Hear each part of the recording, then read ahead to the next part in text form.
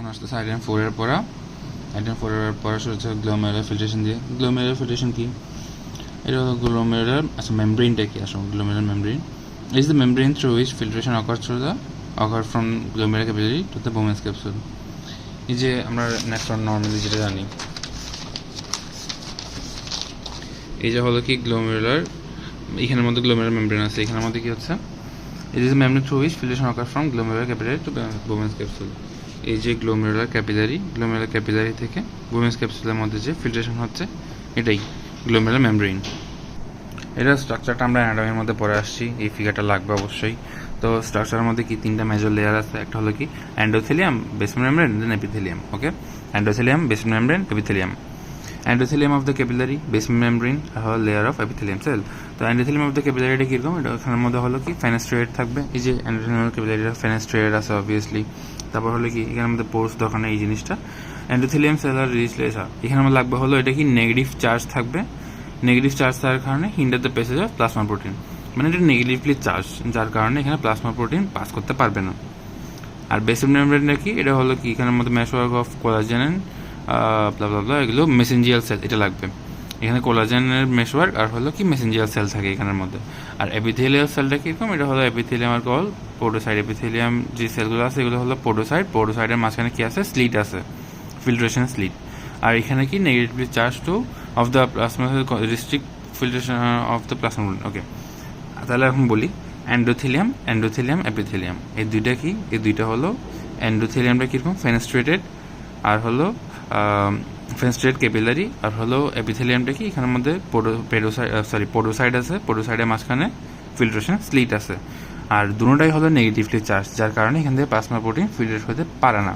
আর যে বেসমেন্ট মেমব্রেনটা আছে এটা কি, এটা হলো কোলাজেন ফাইবারের মেশওয়ার্ক, আর এখানের মধ্যে মেসেঞ্জিয়াল সেল আছে, শেষ, এতটুকুই। আর এই ফিগারটা এরপর আসতেছে হলো এই যে ডিফাইন গ্লোমেরুলার ফিল্ট্রেশন প্রেশার আর mention the forces that favour filtration force and that oppose the filtration. Okay, glomerular ফিল্ট্রেশনটা কি, the filtration that occurs to glomerular membrane is called glomerular filtration. এই যে গ্লোমেরুলার মেমব্রেন পড়ছিলাম একটু আগে, ওটার মধ্যে যে ফিল্ট্রেশনটা হয় ওইটাই। তো এটার মধ্যে ফোর্স ফেভারিং কি আছে, ফোর্স অপোজিং কি আছে।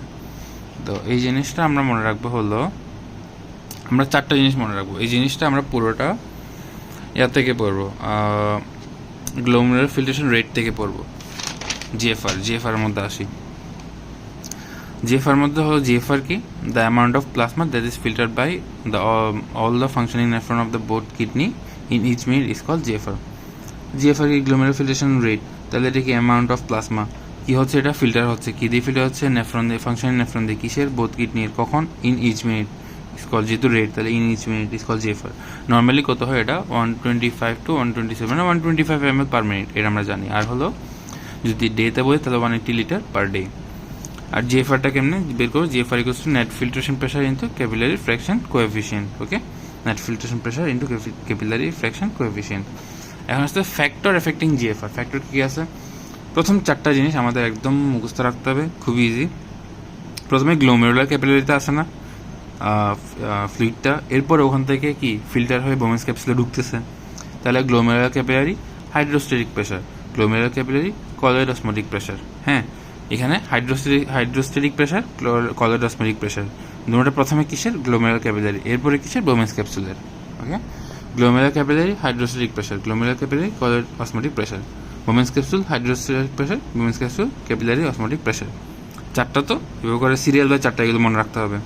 ওকে, প্রথমে হলো গ্লোমেরুলার ক্যাপিলারির জন্য, এরপর বোমেন্স ক্যাপিলারির জন্য। প্রথমেরটা হলো হাইড্রোস্টেটিক প্রেশার, এরপরটা হলো কলয়েড অসমোটিক প্রেশার। ওকে, প্রথমে পানির জন্য, এরপরে সলিডের জন্য, এভাবে করে মনে রাখো।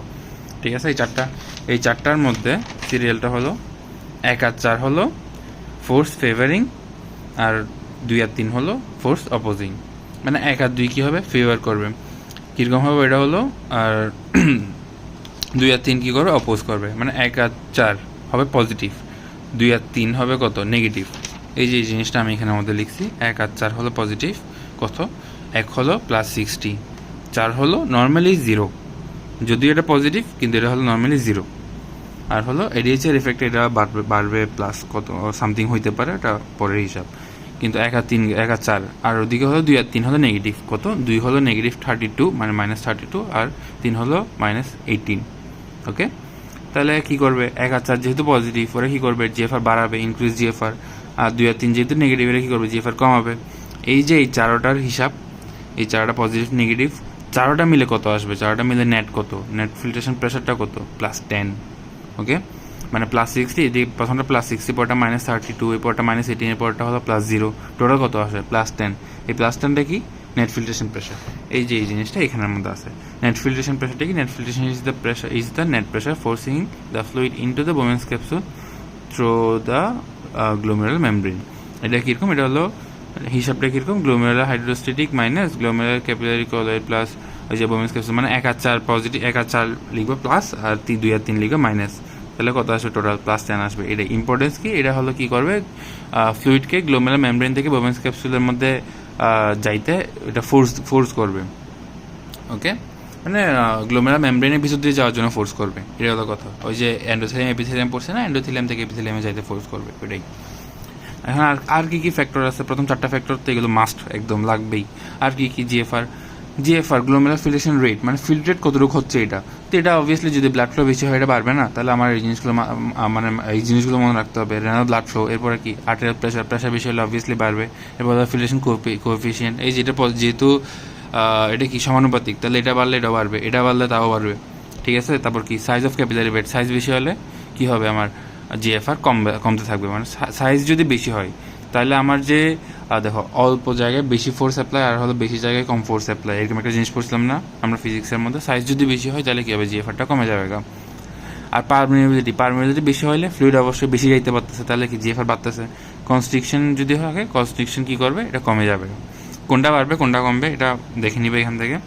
তার মধ্যে একদম ইজি যেগুলো ওগুলো বলে দিই, একদম ইজি যা প্রথম 4টা একদম মাস্ট।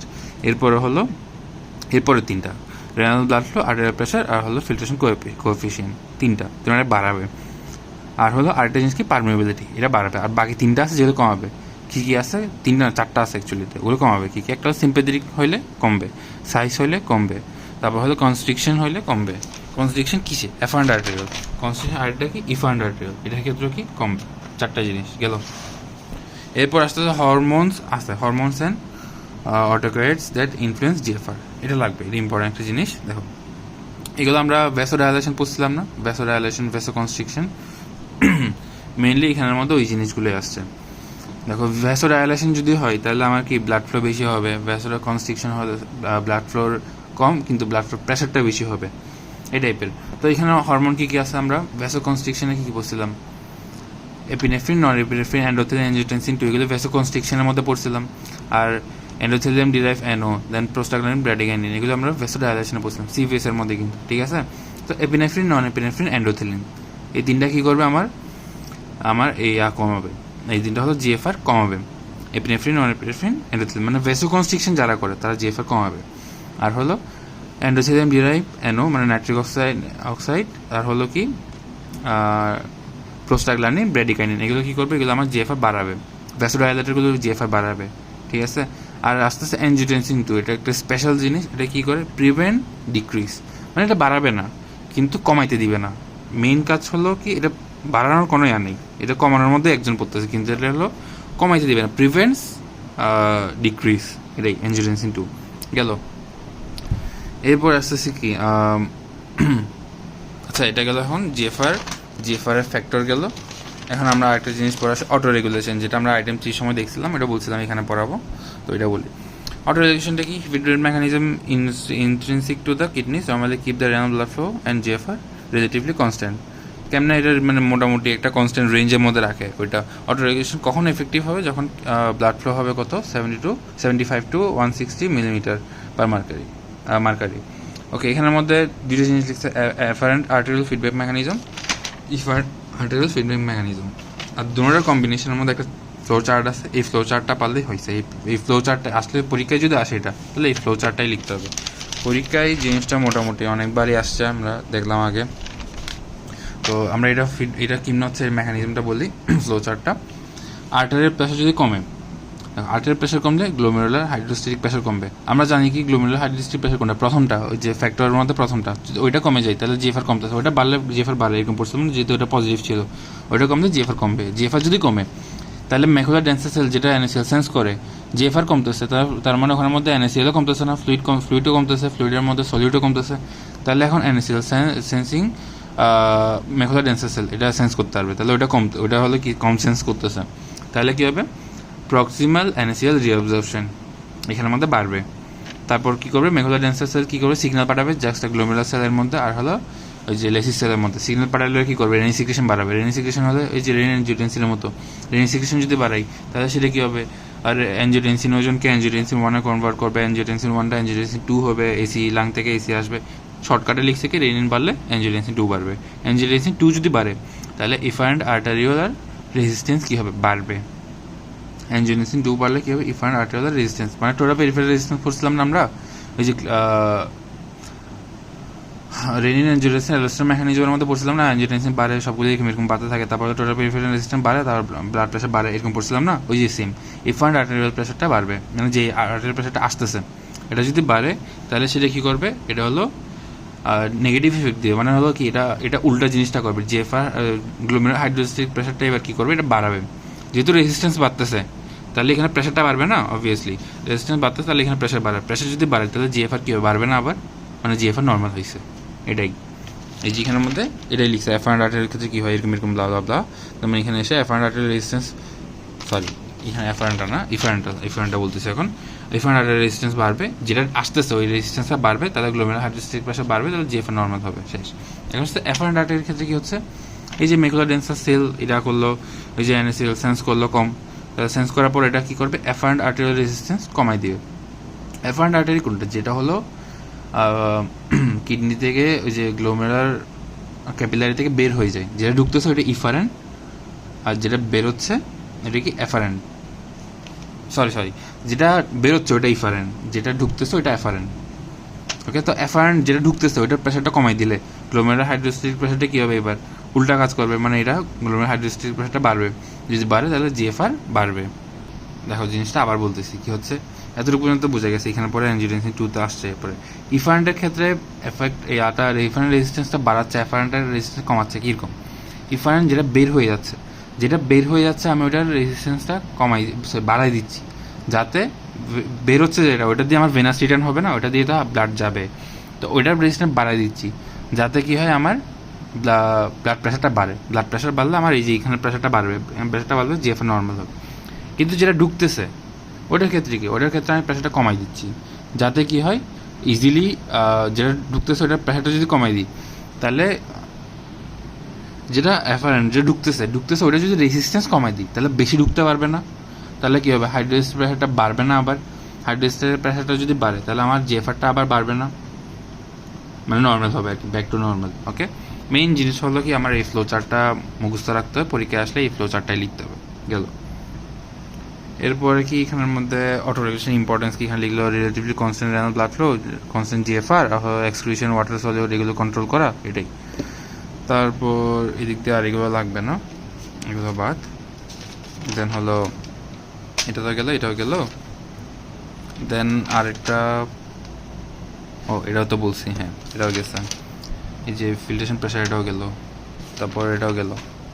তারপর আস্তে আস্তে এখন জিএফআর মেজার কেমন করবো, জিএফআর মেজার করার জন্য আসা হলো কিছু টেস্ট আছে, যেটার মধ্যে আমরা ইউনিলিন ইউজ করি বা বিভিন্ন কিছু ইউজ করতে পারি, মেইনলি আমরা ইউনিলিন ইউজ করি। কেমন দেখো, for the measurement of GFR the plasma clearance of inulin is used. তারপর আমরা আর কী কী সাবস্টেন্স ইউজ করতে পারি, মেনিটল, সরবিটল, সুক্রোজ, ইডিটিএ, তারপর রিঅ্যাক্টিভ কোবাল্ট, লেভেল ভিটামিন B12, এগুলো সবগুলো ইউজ করতে পারি, কিন্তু আমরা মেনলি ইউনিলিন ইউজ করবো। কেন ইউজ করবো ওইটাও আছে এখানের মধ্যে। ইউনিলিন কেমনি ইউজ করতেছি দেখো, নর্মালি আমরা ইউনিলিন দিব, একটা ডোজ দিলাম ইউনিলিনের, ডোজ দেওয়ার পরে আচ্ছা এখানে প্রথমে হলো ডোজ দিলাম ইউনিলিন দেওয়ার পর ইউনিলিনটা ইউরিন দিয়ে অবশ্যই বের হবে, তাহলে আমি ইউরিন স্যাম্পল কালেক্ট করবো, আর হলো কি প্লাজমা স্যাম্পল কালেক্ট করবো। ওকে, তারপর হলো আমি ক্লিয়ারেন্স ক্যালকুলেট করবো। কেমনে ক্যালকুলেট করে, এটা হলো C=UV/P। এখানে ইউটা কি, সিটা কি, সি হলো এই যে ক্লিয়ারেন্স অফ ইউনিলিন, ইউ হলো কি ইউরিনের মধ্যে ইউনিলিন, ভি হলো কি ভি হলো এখানের মধ্যে ইউরিন ফ্লো এটা পার মিনিট, আর হলো কি ওই যে পি হলো কি প্লাজমার মধ্যে ইউনিলিন। এটাই জাস্ট এই জিনিসটা একটু মনে রাখবা, C=UV/P এটা। তারপর ধরো এবার মনে হয় CP=UV, এটা মনে রাখতে পারো। ওকে, ধরুন জিএফআর 126 দেখালে এটা হলো অ্যাকচুয়ালি 125 ml/min দেখছি, গেল।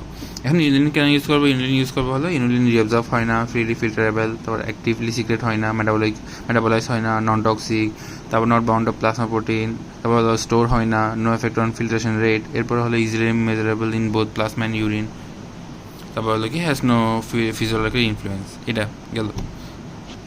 আচ্ছা, এরপর আমাদের লাস্ট টপিক আছে, এটা হলো ফর্মেশন অফ ইউরিন কেমন হচ্ছে। 3টা বেসিক মেকানিজম হচ্ছে ফর্মেশন অফ ইউরিন। এটা বলি কী আমরা জানি কিডনির মেইন কাজ আমরা আগেই পড়ে আসছি, ওখানের মধ্যে কী আছে, ওই যে glomerular filtration, tubular reabsorption, tubular secretion, ঠিক আছে। তো ইউরিন এক্সক্রিশনটা কি? Glomerular filtration minus tubular reabsorption plus tubular secretion.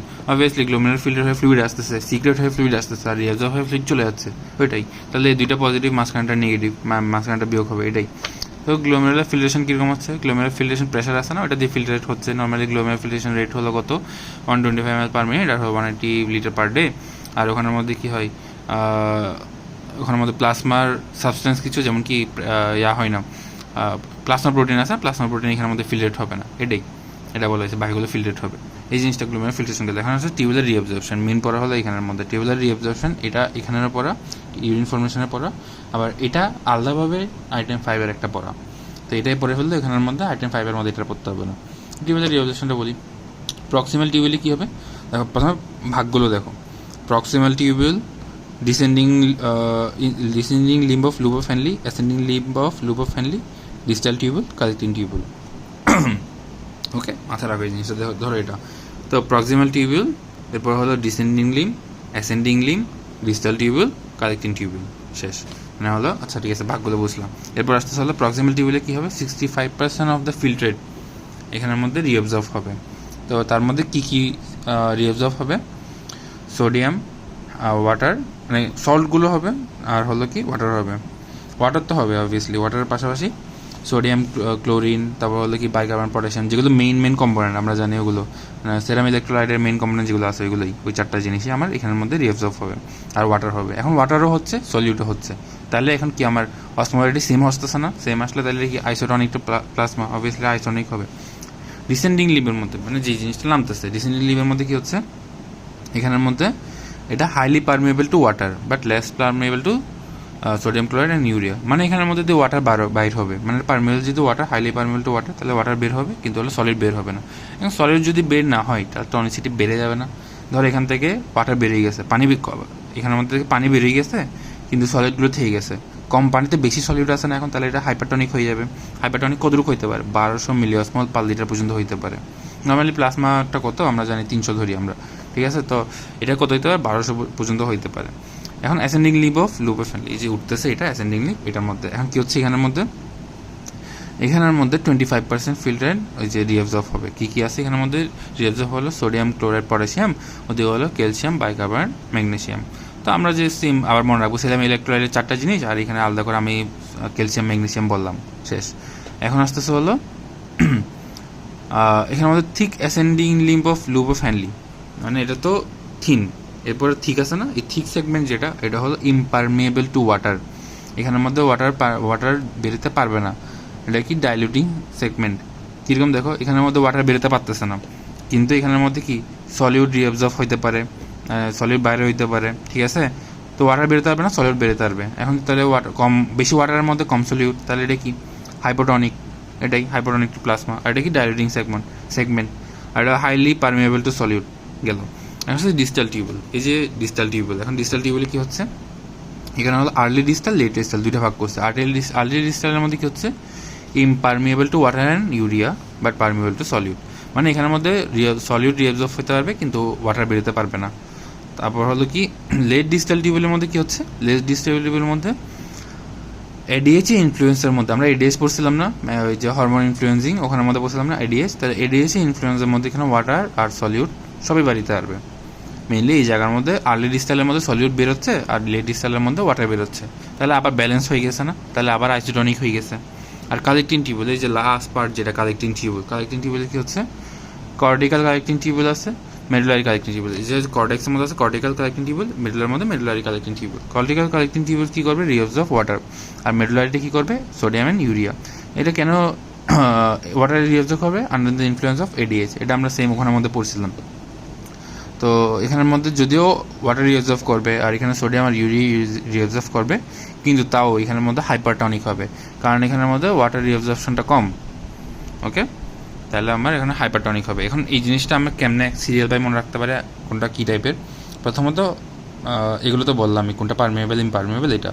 এখন এটা ইজিলি মনে রাখার জন্য মনে রাখবো আইসোটনিক, হাইপারটনিক, হাইপোটনিক, দেন আবার আইসোটনিক, দেন হাইপারটনিক। ওকে, মানে একটা সিরিয়াল আইসো হাইপার হাইপো, মানে প্রথমে নর্মাল, দেন বেশি, দেন কম, দেন আবার উপরের সিরিয়ালটা পুরোটা আবার মেনটেন, আইসো দেন বেশি, দেন লাস্টেতে যেহেতু নাই তাহলে ওই হাইপোটা বাদ। ঠিক আছে, এইভাবে করে মনে রাখবো।